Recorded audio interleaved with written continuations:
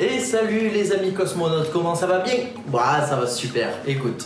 Aujourd'hui on va parler donc de 10 aliments qui sont, on va dire, recommandés à manger chaque mois. Pourquoi? Parce qu'ils sont composés de beaucoup de choses que notre corps a besoin et qu'il faut absolument engloutir. Voilà. Donc on va commencer par notre premier aliment qui est l'avocat. Alors l'avocat c'est super, c'est quelque chose, vous voyez, qu'on ne mange pas forcément tous les mois et pourtant un avocat par mois c'est très bien. Ça suffit, vous prenez ça en entrée, tranquille, vinaigrette. Pensez-y. Donc petit 1, l'avocat. Alors ce qui est sympa avec l'avocat c'est qu'on a une réduction du cholestérol, ça aide un petit peu à éviter que les mauvais gras en fait s'accrochent sur les artères. Il est riche en bêta-cytostérol et il contient du glutathion, si je me souviens bien que ça s'appelle comme ça. Glutathion. Le glutathion c'est un antioxydant, ok? Donc l'avocat c'est sympa.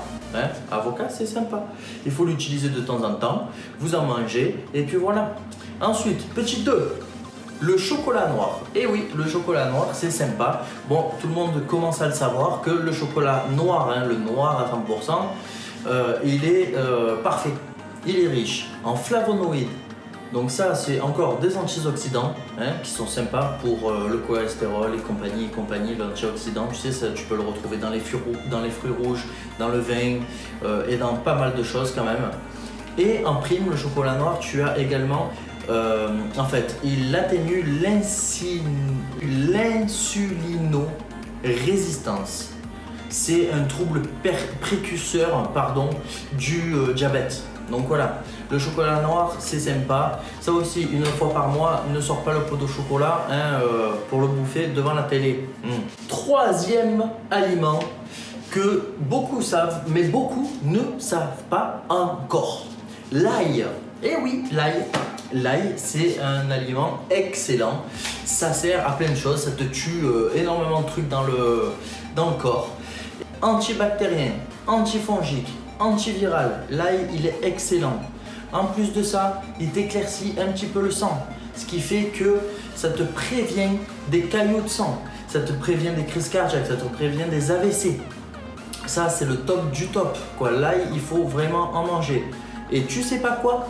Ceux qui prennent jusqu'à 6 gousses par semaine, hein, ça fait beaucoup un petit peu, c'est vrai, parce que tu peux de la gueule à la fin, mais jusqu'à 6 gousses par semaine, ils voient leur risque de cancer de l'estomac, du côlon, etc., de là où ça passe par le transit, ils voient leur risque de cancer diminuer de la moitié. Alors c'est excellent.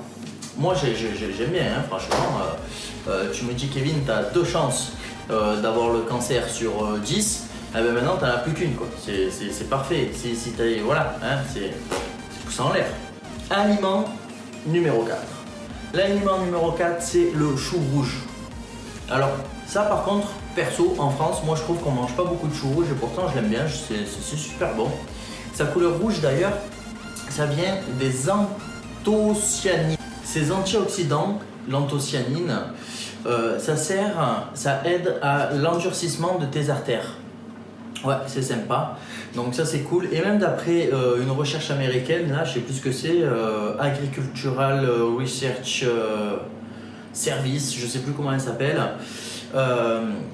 Cette recherche-là ont même des doutes que ça peut t'aider sur toutes tes fonctions cérébrales et puis également à diminuer le taux de cancer.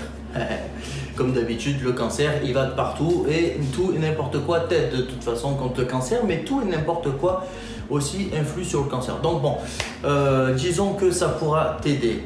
Aliment numéro 5, l'huile d'olive. Ça me fait, c'est mon pays ça, hein, c'est la Méditerranée, hein, l'huile d'olive, pas là. J'en mets de partout moi de l'huile d'olive. Donc dans l'huile d'olive, on trouve des polyphénols, de la vitamine E et de l'acide oléique. Les polyphénols, c'est encore un antioxydant. Vitamine E, ça aide à protéger tes cellules. Et l'acide oléique, c'est ce qui te donne un bon cholestérol. Aliment numéro 6. Donc on a les algues. C'est vrai que les algues, ça paraît un petit peu dégoûtant à première vue, mais on a tout intérêt à les mettre dans notre alimentation assez régulièrement. Pourquoi? Riche, vitamines, oligo-éléments, minéraux, fibres. Tu peux les manger crues, tu peux les manger cuites. C'est parfait. Ça protège l'hypertension, l'hyperthyroïdie, la formation de tumeurs. C'est bien pour les femmes qui sont enceintes. C'est vrai que c'est bien pour les femmes qui sont enceintes ou même qui allaitent. Donc les algues, pensez-y de temps en temps. Moi je vous dis, c'est une fois par mois. C'est sympa de mettre tous ces aliments dans une alimentation. Et puis même ça nous fait les repas. Vous savez, on cherche tout le temps. Qu'est-ce qu'on va faire comme repas? Ben là, je te donne déjà 10 aliments que tu peux inclure dans ton calendrier. À quelque part, ça te fera déjà 10 repas déjà que tu auras trouvé. Donc c'est sympa. Numéro 7, le saumon. Alors le saumon, c'est super.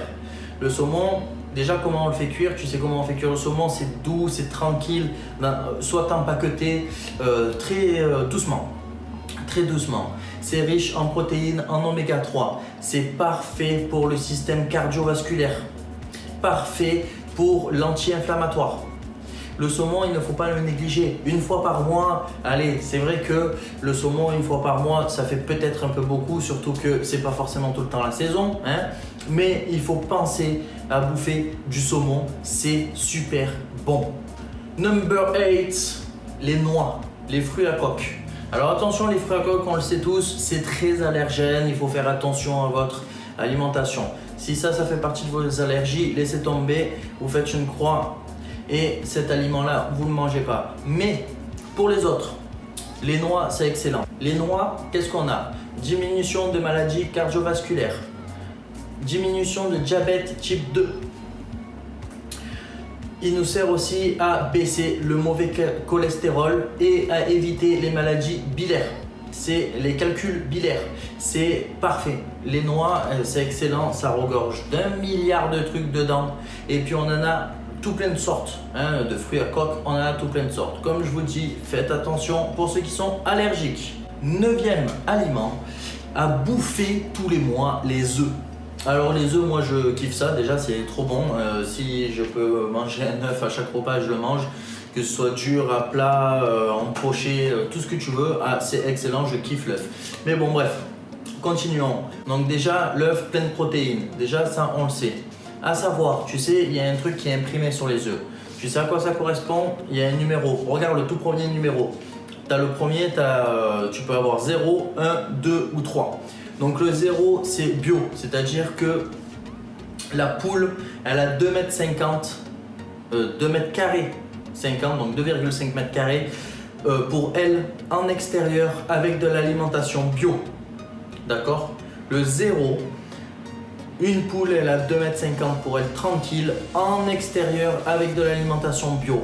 Le petit 1, c'est que la poule elle est élevée en extérieur avec 2,50 m, ok, pour elle toute seule, pas forcément alimentation bio. Le 2, c'est que c'est élevé en usine, en batterie, donc on a jusqu'à 9 poules par mètre carré, d'accord? Et on a le 3, c'est carrément en cage, on a jusqu'à 18 poules au mètre carré, d'accord? Donc voilà. Le 0 bio, le 1 extérieur, le 2 ça commence à être en batterie, le 3 c'est en batterie, c'est en cage. 10e et dernier aliment, le lait. Le lait, je l'ai mis dedans, mais en fait c'est une consommation quasi quotidienne, c'est très important. Alors attention, c'est aussi allergène, hein. Bon, on le sait. Qu'est-ce qu'on trouve dans le lait? On trouve du calcium, on le sait, mais aussi protéines, minéraux, vitamines, glucides. C'est parfait, il y a énormément de choses. Petit plus, est-ce que tu savais que dans le lait bio, donc comme pour l'histoire des œufs, le lait bio, c'est la vache qui a bouffé des trucs bio, d'accord? Parce que quand c'est pas respecté, le cahier des charges bio, quand c'est pas respecté, on donne aux animaux en fait des antibiotiques, des machins, des tatatis qui préviennent les maladies, les choses, et ça va de facto dans notre lait, d'accord? Donc ça, les chercheurs se sont aperçus, donc ils ont pris une comparaison d'animaux élevés bio animaux élevés pas bio, eh ben, dans le lait bio, il y a 50% de plus d'oméga 3 à l'intérieur. Donc à savoir que quand même c'est sympa. Le bio, on en parle, c'est un peu controversé, mais ça donne des choses bonnes, d'accord, hein, que ce soit du lait de vache, du lait de chèvre, du lait de brebis, tous les laits sont bons. Sur ce, j'espère que je t'ai aidé sur cette vidéo, j'espère que tu as pu prendre 2-3 notes et que tu puisses aujourd'hui savoir vers où te diriger. Si cette petite vidéo elle t'a fait plaisir, j'espère vraiment que tu vas mettre ton petit pouce, que tu vas t'abonner à la chaîne, ça me fera plaisir. Je suis disponible sur tous mes réseaux sociaux, on a Instagram, on a Facebook, on a YouTube bien évidemment. J'espère te revoir très bientôt et je te dis à la prochaine.